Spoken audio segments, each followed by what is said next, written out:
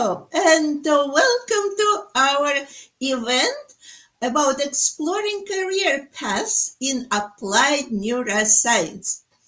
In recent years, we've witnessed a major shift in the career paths chosen by neuroscience graduates. More people are now opting for roles in industry over academia, driven by the growing demand for applied neuroscience skills in sectors like leadership, consulting, education, and technology.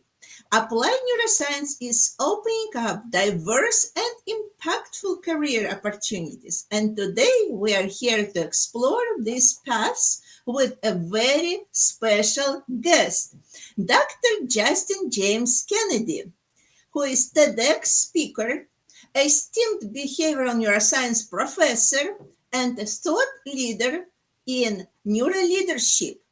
He will guide us through emerging trends, key career paths, and the exciting possibilities ahead in applied neuroscience. So please join us. Make sure to post your questions. We will have a live conversation. It's a great opportunity to communicate and get all your questions answered. And now I would like to give Dr. Kennedy to speak to you. Dr. Kennedy, thank you very much for joining us. And could you share, please, your background and your journey into applied neuroscience, and how did you become involved in applied neuroscience? Thank you so much. You're so welcome, Milena. It feels so exciting to be in your community. So hello, everybody. I'm excited to be here. This is going to be hopefully a really enjoyable time together, Milena. I'm sure it will. So let's start at the beginning. Once upon a time, I was on a motorbike. This is in 1999, so we're going back to last century. I'm riding this motorbike around, don't have a helmet on, and I decide, maybe it's a good idea to buy a helmet. So I go and buy a helmet. I've only ridden the bike a few times without the helmet. It was a little Vespa scooter. Come out of the shop where I bought it. Some drinking driver, some driver had been drinking too much, sideswiped me, hit me off the Vespa into a spiral, or I don't really remember, of course, landed on my head, ended up having a subdural hemorrhage, which I'm sure most people know what that is in the community here. And that led up into me going into a coma. So my journey into neuroscience was on the wrong side of the operating table, Milena. And I mean, it took me some time to recover and to get my faculties back. It took me a long time to walk and talk and think and control my feelings. It was a very traumatic time, of course. Sometimes I still miss words, and sometimes I start breakdancing, but no one believed me. That's from the coma. But the idea is that I got into the neuroscience because I was studying to be a psychologist at the time, and obviously that had to be put on hold. But when I started getting my faculties back, Milena, I started to realize that the mind and the brain weren't the same thing. The brain just wasn't doing what it had to do. The scarring had damaged my Broca area, so clearly my language skills weren't being processed effectively. And I started thinking, if the mechanics aren't working, the mind can't show up effectively. So I got all invested in thinking, what can I do? And I came across the word neuroplasticity, and that's the beginning of the next part of the story, where I got so interested in learning how my brain can kind of rewire itself and what I can and what I can't do. So clearly I got very interested because it ended up many years later being a PhD topic, and that ended up in a professorship here in Switzerland, and it got me very interested in as I continued, got me very interested in what is the point of the brain as a human. And I've come to believe that the reason we are such an intelligent species is not because we can EMC squared things. It's because we can scrum down together. We can do things together. We can build pyramids and palaces. We can build AI. We can build rockets, which you can't really do on your own. You kind of need a community. So being a thriving community has become an important focus. And supporting, and I was going through a coaching process supporting a community, about a dozen or half a dozen PhD candidates. And they were all looking at applied neuroscience from different angles, from neurofeedback and coaching and consulting and neurodiversity, many different areas. And one of them said, we're not actually speaking about neuroscience per se. We are speaking about neuroplasticity, as you always refer to. And I said, yeah, good point. And someone else said, well, if we're all studying neuroplasticity, doesn't that make us neuroplasticians? Milena, the lights went off. We developed a non-clinical credential to be a neuroplastician. We trademarked the word. We've built the competencies. We've got a scientific advisory board, and next year we're going bigger. It is a credential. It's not a qualification. So it is something that you get credentialed based on your expertise as a practitioner. So we're not trying to be academics, but rather pracademics, looking at practical, professional, and pliable plastic tools so that we can facilitate behavior change by understanding what neuroplasticity can and can't do. So that's the short version of everything. Oh yes, I left out one part. A couple of years ago, obviously my brain is now getting a bit older, and I started having some scarring clearly, and I started having epileptic seizures.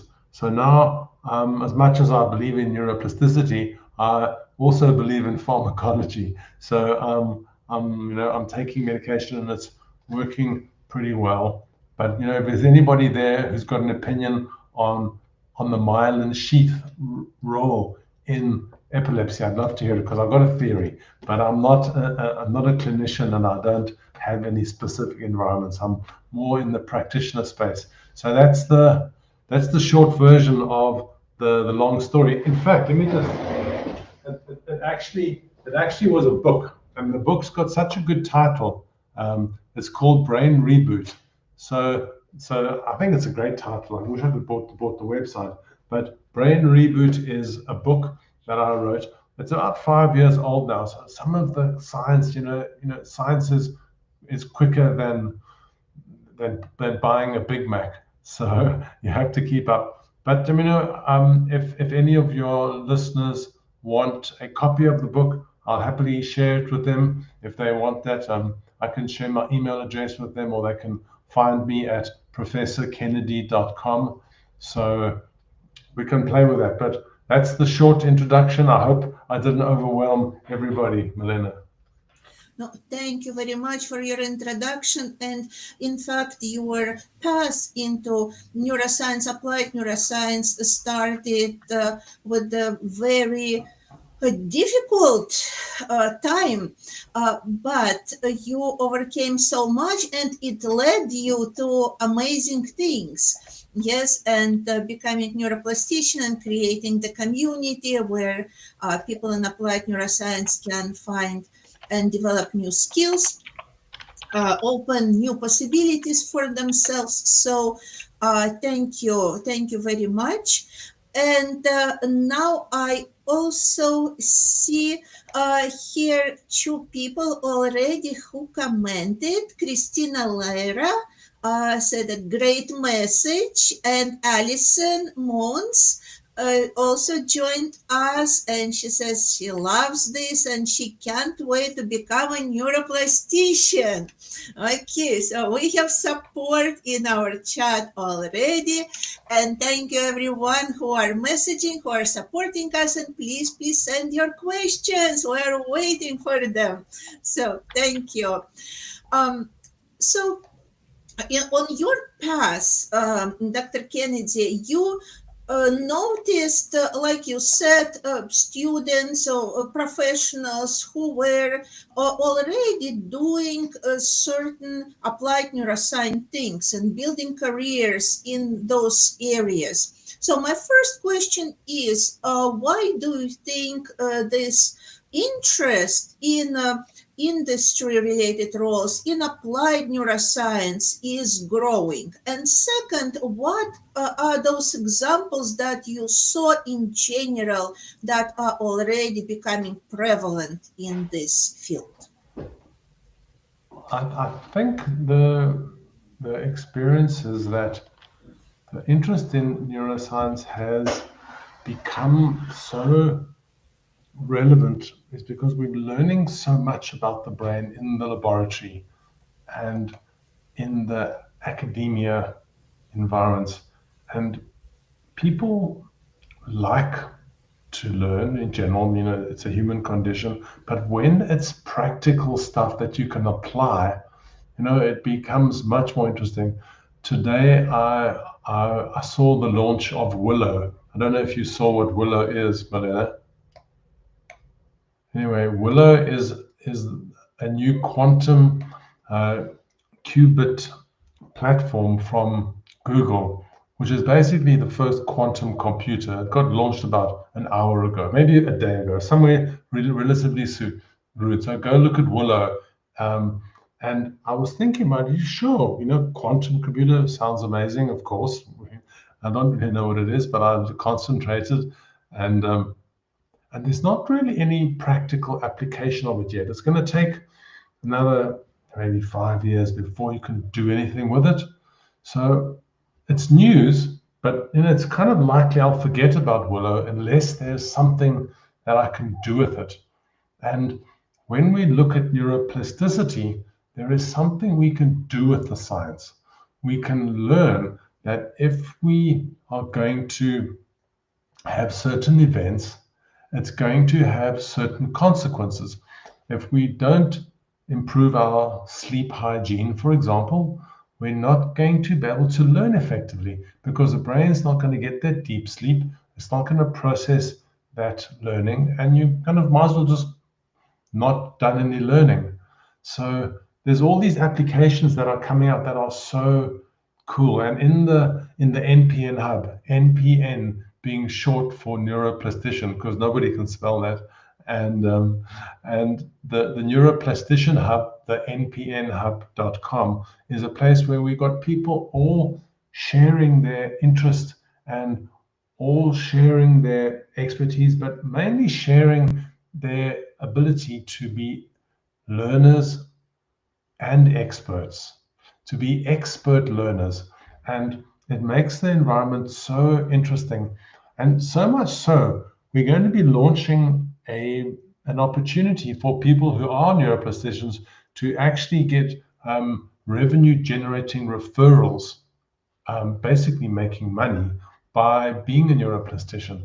So it is a community where we all love to kumbaya and hang around and enjoy each other, but it's getting bigger than that. And how big it's going to get, who knows? But the goal is not to get crazy, it's about to get serious about being playful, because we know that the brain learns best under two conditions: under fear or under fun. So, and we prefer the fun side because, post-traumatic stress is a great way to remember the war, but it's not a great way to enjoy your time. So we're very serious about having fun, and we're very serious about building an environment that is respectful of the science. So we can sit on the shoulders of giants in the research labs. So we can sit on the evidence protocols that had been double blinded until the end of meta studies. So we can say, yes, this is based on science. Let's test it with people that are interested in business or in education or in a coaching environment to facilitate their well-being and their performance and their relationships and their diet. I mean, the list just goes on. Mhm. Can you define who is a neuroplastician? That's question number one. And from what backgrounds people are joining the neuroplastician community, and what are the most prevalent backgrounds that you see? Okay, brilliant. So the first thing, a neuroplastician is not a magician. Okay, the neuroplastician is someone who has a grasp of the science. They've done some training, maybe they've done some education in something related to neuroscience, specifically neuroplasticity, but not necessary. We want to speak to people who have done some education. It's not where we need to have people who have done a PhD, but we want people to have an understanding of how the brain works. So that's the entry requirement. The other entry requirement is that you know how to facilitate behavior change based on neuroplasticity. So we want to hear stories, we want to see your credentials, we want to be able to make sure that you are eligible based on your practical application. If you are a professor of neuroscience, good for you, but can you facilitate behavior change? That is in line with the science. And that's what we're all about. So people who have a good understanding of the science will slip easily into this environment because there's so much support because we want to learn together. The idea, Milena, is that the neuroplastician credential isn't a training program, it's just a credential. But we have associates with many different training providers, and lots of them are giving away free training in the hub. There are many training providers. In fact, I sent it to you in the chat. We have developed an app called Neurostarter.com. And Neurostarter.com is an app that helps a person know how to apply neuroplasticity through the lens of neurotransmission towards behavior change. So I've opened up the app so anybody on the call can go and register and use it for free. So the app is great fun if you want to nerd out with neurotransmitters. You'll have some fun. But there's also a brief training program inside npnhub.com that makes it more practical and simple to facilitate behavior change. And most of the behavior that we see is emotional, Milena. So we spend a lot of time helping our clients understand the difference between emotion and feeling because there's a different understanding when we look at the affect of neuroscience and how the brain processes felt experience.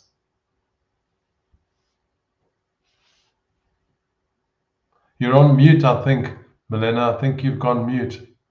Um, no, you've lost your sound. Anyway, Yes, what yeah.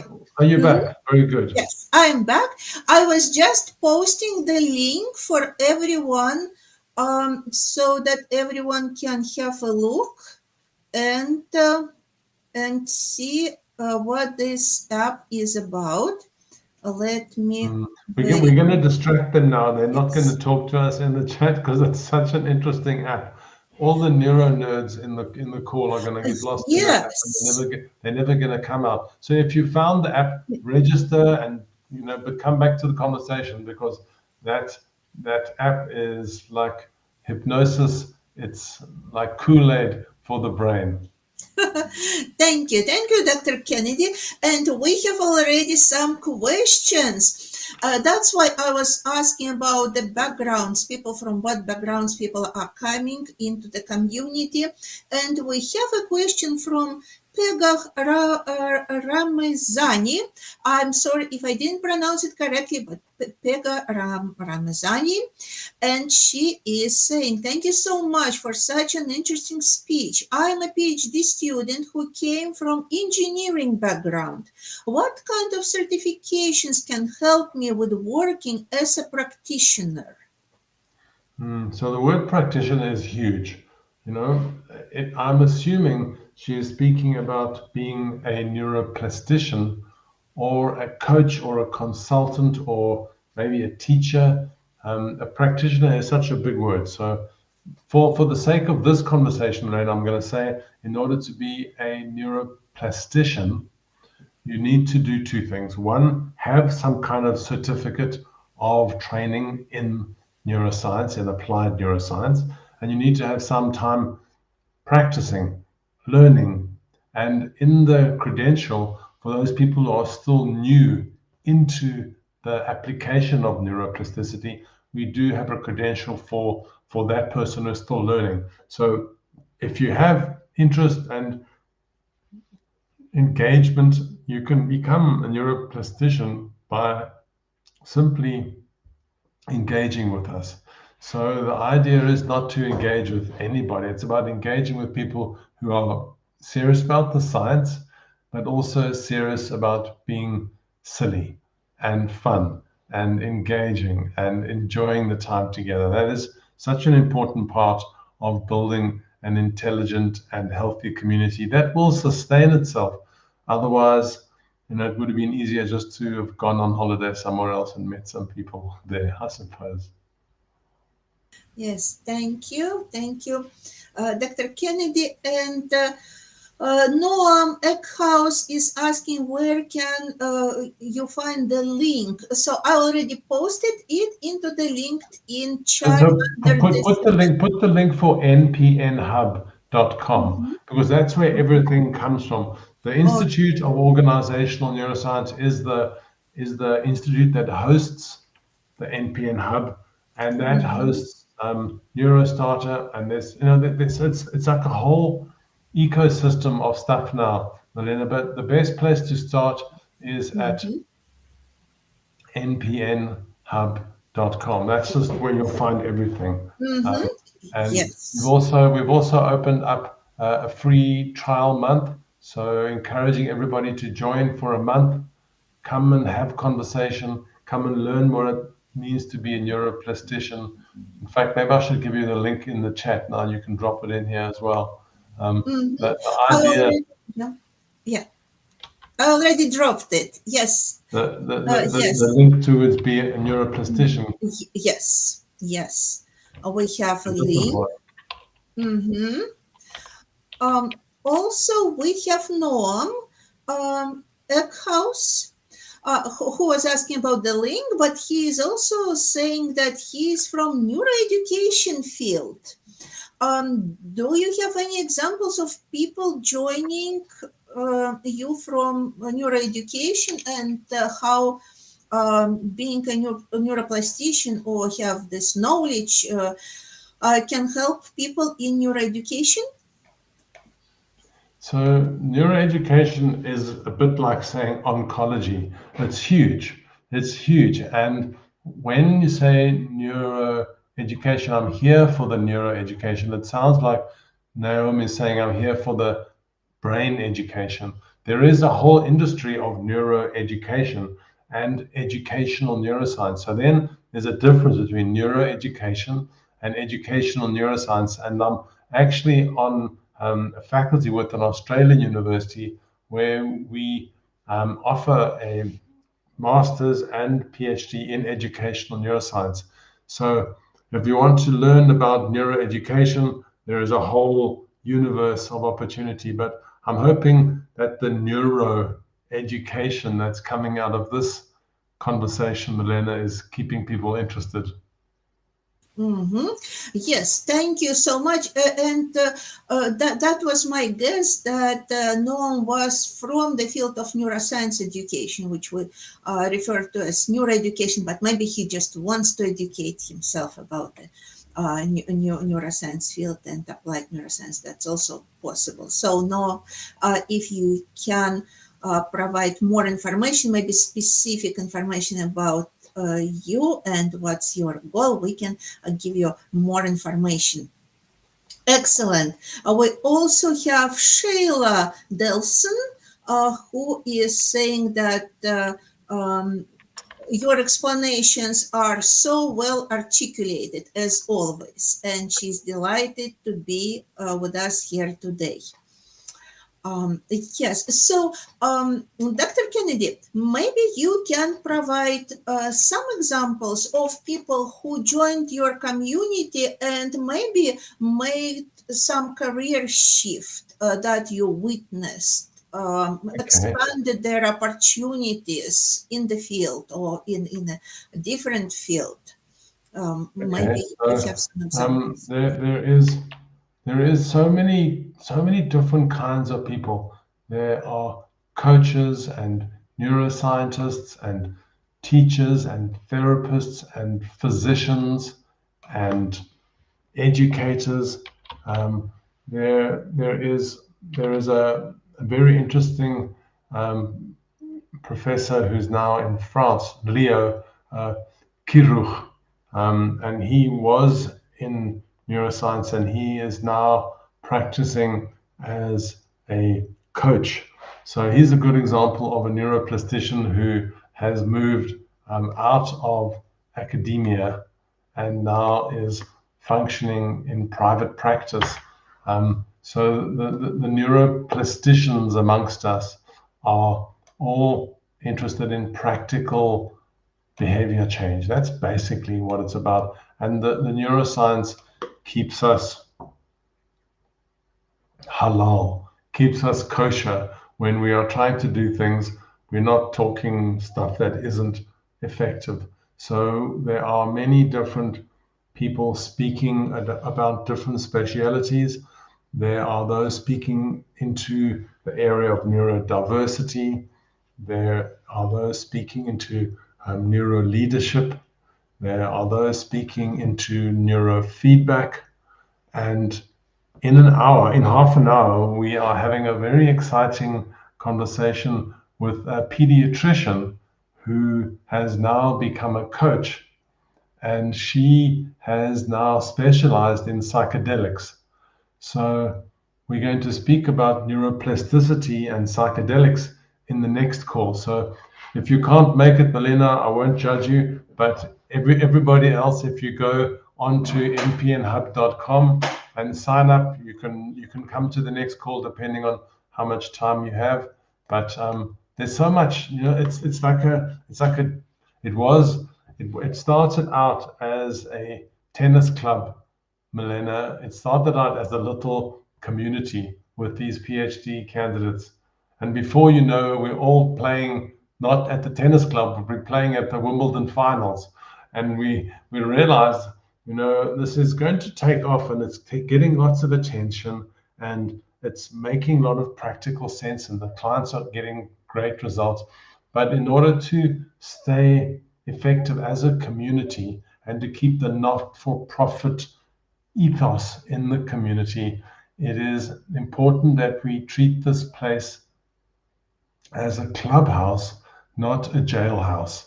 It needs to be a fun place to come hang out. You don't have to feel forced. You want to come and learn and you want to come and share. So, Milena, I'd really like to ask your audience to really tell me about their work and let's speak about having them on the podcast. Let's speak to people if they want to build their profile in the neuroplastician area where they learn how to coach, where they learn how to consult, where they learn how to facilitate neuro based feedback. Sorry, my alarm's going off for some reason. And that's the whole idea, is to get that conversation going. That's the whole story. Yes, and this is what we are doing right now. We got some clarification from Noam Eckhouse, and he says, "Thank you for this. I built a neuroscience curriculum for K-12 students using creative methodologies and science based, of course. And he would like to know how to apply these programs." Sure. I mean, it's so hard to answer the question like that without enough information, Milena. So I need to like understand like what he's actually doing because it sounds like he's doing great stuff. How much he is resting on the science of the brain. I mean, it's impossible to say from here, but obviously, there is some simple things about the brain, especially as a child. I mean, I don't think it ever changes. We're all children at heart, but when you are educating children, it's very important to remember the brain is a sprinter, not a marathon runner. The brain does well in short bursts, and it's really important to watch the energy and the concentration levels of children. And also, I think another important part is nutrition, because if children are eating sandwiches and chips and pasta and uh, carbo heavy drinks, they're not going to be able to concentrate. They're going to struggle. So what they put in is what you get out of your education. So like getting the basics right, which I call the season model, Milena, getting sleep hygiene correct, getting exercise effectively in a sprinting mode, getting to understand affect, emotion, feeling, mood, understanding effective neuroscience basically. The next S is for social intelligence, getting people to learn together, getting communities to solve problems. I went to school and we never had to solve problems together. But if you get children to think and solve problems together, it just pumps up the intelligence so effective. And the O in the season model stands for outdoors. Get outdoors. It makes the learning just exponentially quantum quality education. And that is so important to help the brain find a sense of awe, AWE. When you're in nature and you're around beauty, it's easy to just be amazed just by nature. You go for a swim in the ocean and you just realize how amazing this is. You go for a walk in the forest and you just realize how beautiful nature is.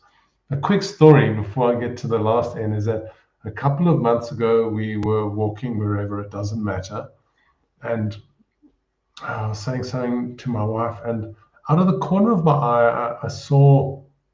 So I looked around, and it was a rainbow, but it wasn't any rainbow. It was a rainbow. It was a rainbow as big as the whole sky. Like basically, it was right behind us. It was so big, and we didn't say anything to each other.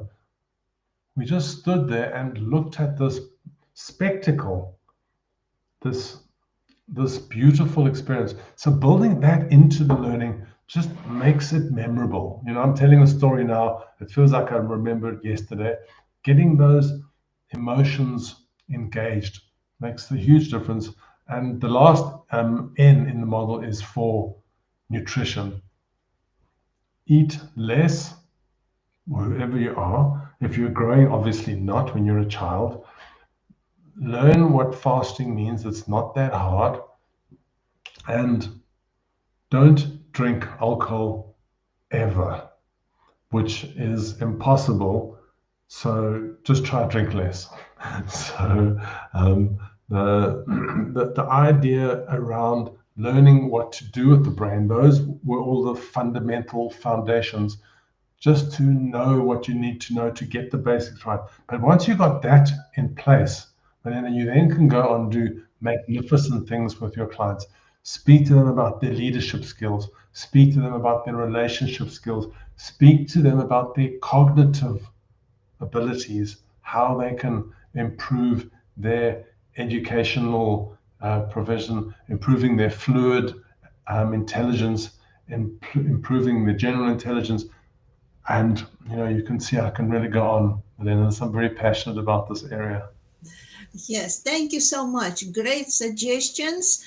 And we have some comments and questions. So Christina Leira says that I fully support Dr. Kennedy's work. So you're very supportive, Dr. Kennedy. Christina is amazing. She has a background working with the Navy SEALs, and she's got a specialist PhD, and she has you gotta have on your podcast. She's just amazing. You must definitely chat to Christina. She will rock the house for you for sure. Hi, Christina. Christina, yes, thank you so much for your comments, and you are cordially invited to join Neurocareers podcast. So I hope Yeah. you will come and share your Yeah. experience. I can see Pega or Noam is asking where they can find out about the neuroplastician credential. I've dropped it in the chat there for you, Milena. I don't know but if you go to npnhub.com, you can find it, and I've dropped the specific link in to find out how to engage in the neuroplastician credential. It's not a training program, please remember. It is a credential based on your training. If you want to be trained in being a brain-based coach or a neuro education specialist, we've got hundreds of practitioners and training institutes that can help you. So come to the hotel. There's a buffet on the brunch of opportunities. Yes, yes, and I've been there, and it's really difficult to decide what you should do because there is so much, and there are lectures and lectures every day. There are some talks, several talks a day, a very vibrant community, and everyone can find what they're looking for sure. So Pega, you are very welcome there. And if you have questions, I'm sure Dr. Kennedy will be happy to guide you throughout Yeah, that of course. process. Mhm. Of And course. Dr. Kennedy, we see a very big interest in neuroscience, applied neuroscience recently, like we already talked. And because of that, there is a big misuse of this word as well. Yes, so some people are using it even though there is not much really scientific background behind the things that they're doing. How does your community ensure that all the programs are really legit, that you are keeping that high bar of having science behind all the certifications that are happening in your community? Uh, the first thing is being skeptical when something new emerges. There are so many neuromyths out there. There's so much junk. There are so many spin doctors and snake oil merchants trying to say neuro this and neuro that, and it's a bit creepy. So we've built a big wall around the NPN hub so that if you're a spin doctor or a a trickster, we won't give you the key and we won't give you the code. So I won't give you the code now because we don't want you to get in case you're not part of the spin team. But the idea is really to make sure that if people are saying stuff, they are speaking about the brain and what the current research is saying. The triune brain was a thing once, but that work is a little bit, a little bit, uh, a little bit re-understood. I read a really good paper on the limbic system and what's been happening in that model recently. I'm not a neuroanatomist. other than my own brain scarring and rebooting. It's so interesting how different models of network neuroscience are becoming more important than the neuroanatomy. So when we look at how these fibers influence, the brain generically, it is very interesting. Not to say that neuroanatomy isn't important, of course it is, but it's interesting to see how all roads lead to Rome. Yes, thank you. And thank you for mentioning neuromyths. Actually, we started a neuromyths debunked or brain myths debunked podcast. So Nice. yes, and we would like to include as much as possible there. So, if you or any of our listeners would like to debunk some myths in this area, please contact me, and I will be happy to have you on the podcast. Because like you said, I think it's very important to make sure that we really know the science behind the things, and not just use this word neuro just to use it to get more attention to the things people do. Thank Yeah, you. Thank you yeah. for that, Dr. Kennedy. And what is the most prevailing myths in neuroplasticity world that you witnessed so far? The the biggest, let me just think, there's so much. The biggest myth around neuroplasticity, I think there's so much. The first myth was that there was no neuroplasticity, but the biggest myth about neuroplasticity, I think it is that I think the biggest myth is that we have like this empty brain and we're only using 10% of the brain, and we can now just learn and we can just fill the brain with amazing amounts of information. Everything in the brain is being used. It's not like this empty ship for Noah and the ark to go around and fill with animals. It's already doing stuff, but it doesn't mean there isn't space to build new connections for new neurons to build that new relationship. And I think there's two things that I really love to speak about on this. One is that de-neuroplasticity. Obviously, that's not a word. Maybe you can help me find the real word, Milena, but unbundling their pathways. Like, for example, if you love Nutella, I mean, it's obviously not nature's healthy Garden of Eden nutrition. Obviously, if you're eating too much Nutella, it's going to have a dosing effect on your brain because you're going to get all that sugar, and the brain loves sugar. And secondly, it's going to have an impact on your concentration and on your weight. So if you think that the brain is just going to be able to switch off and just stop wanting Nutella, so it's completely rubbish. You need to unbundle those pathways. You need to build new habits. And I think that it's important to know from the myth point of view is that there are seasons, or there are phases in your life when your brain is going to be more plastic, and when it's going to be doing more pruning, and when it's going to be more effective. So, it's not like your brain is just waiting for new information. You've got to get rid of the junk before you can fill your trunk. So, getting rid of stuff is as important as getting new stuff in. Yeah, thank you, Dr. Kennedy. And we have Pega Ramazani asking, NPN Hub is totally virtual, or Totally maybe virtual. yes. We're thinking of having a conference in in you're in Florida, Milena. That's right. Yes, yeah. Yeah, Mhm. and I'm speaking to somebody else. I think Sheila. Yes, Sheila, you here.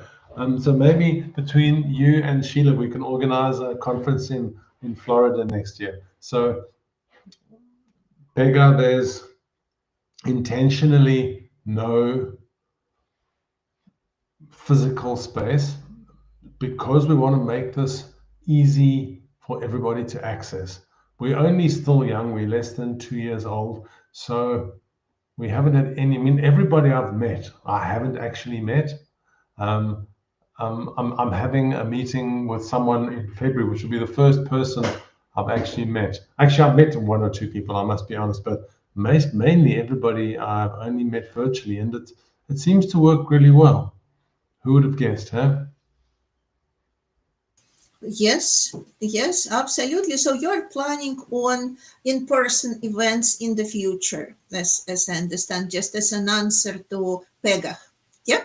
Yeah, maybe. Hopefully, you never know. Oh, But we had a conference last year, but it was an online conference, and it was excellent. It was so amazing. We had so many incredible speakers that were interested in supporting us. So many academics and so many researchers and authors and practitioners, from hypnotherapy to psychedelics to diversity to neurodiversity. So hopefully this year we'll do the same. Maybe Florida. You never know. mm-hmm. Wonderful. Yes, I'm looking forward to it.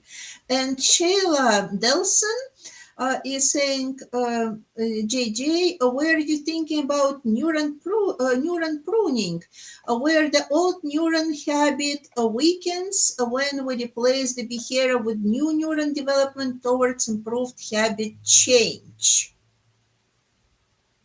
Yes. Yes. Yes.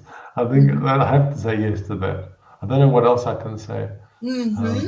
So, I mean, it's a question about behavioral neuroscience specifically. And the model is very simple. What you change in your behavior will change your brain, and what you change in your brain will change your behavior. So it's not like your brain is sitting somewhere in the laboratory waiting for electricity to be zapped through it. Your brain is your body. Your brain is your flesh and your bones and your eyes and your physical experience. The brain doesn't feel pain, but it does know how to process that pain. And your body can have that feeling, and your mind can have that feeling when you not having something great, but also can have great things as well. Yes, and Sheila just corrected and said she meant neuron synaptic pruning. Yes, this is just to be clear on what she meant. Yeah. Yes, thank you very much. And as we talked at the beginning, that there is this demand for opportunities joining a field with the applied neuroscience, Hmm. and there is a demand, and you are definitely are responding to that demand, creating this neuroplastician community. How else do you see, in general, our world is responding to this need?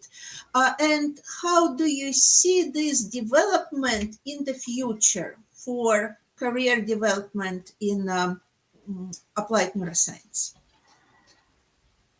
The people that are in your environment, Milena, are people that are skilled in neuroscience from whatever disciplines they come in. And obviously, there's many subdisciplines within the category of neuroscience. But if any of those people are interested in being in an environment that is not clinical or not academic, they they want to speak to the neuroplasticians. They will want to speak to how they can apply their skills in environments that are more in a consulting practitioner coaching neuroplastician environment where they can apply their skills in in professional and personal development environment. So if anyone's listening about how they would like to help others improve their brains, this is the place to go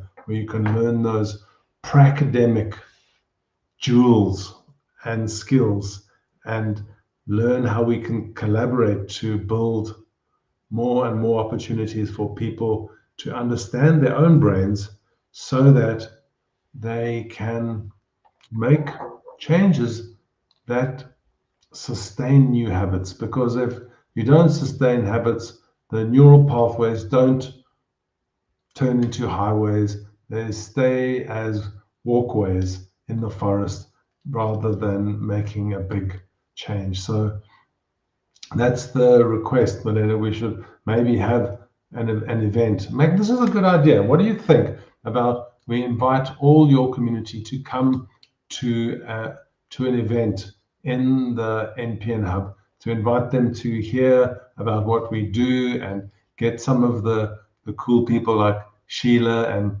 Christina to come and share their expertise so that we can show them around the zoo if they want to come and have a look. You've gone on to mute, Milena. I don't know, your microphone is like Yes, mine yesterday. yes, Dr. Kennedy. I think that's a great idea. Let's organize the event and we will Of invite course. everyone to join us. And thank you very much for all this information. I know there is so much information we cannot really provide it all Mm, in this one short event, but we welcome everyone to join NPN Hub. They can also explore an app, and if they have any questions, they can always contact you. Maybe you can provide your contact information. I will also yeah. post it into a The chat. easiest way to find me is the LinkedIn. emails come straight through me. If you just go to professorkennedy.com. I know it's a long name, but it's easy to remember Uh-huh. if you can spell with professor with all the S's. So Mhm. go to professorkennedy.com and emails will come through and I will get back to you. Very good, excellent. I will also, yes, professorkennedy.com. I have it already and I added it into our chat. And also, very importantly, I added a link to your podcast that we recorded on Neurocareers with you so that people can learn even more about all the work that you are doing and opportunities to join the field and expand options for career development. So thank you so much, Dr. Kennedy, and I am looking forward to our next events and virtually and in person. So thank you Let's so go much. Florida. Let's go Florida. I love it. Let's do Let's have it. a party. We can definitely have some fun. And thank you everybody for joining. Pega and Christina and Noam and Sheila, everybody else. It's really nice to have connected with you. And I prefer conversation, so let's have a round table in the NPN Hub. Milena, we need to speak more about your work in the NPN Hub because lots of people are curious since our last call as well. So we need to build on that. Yes, definitely.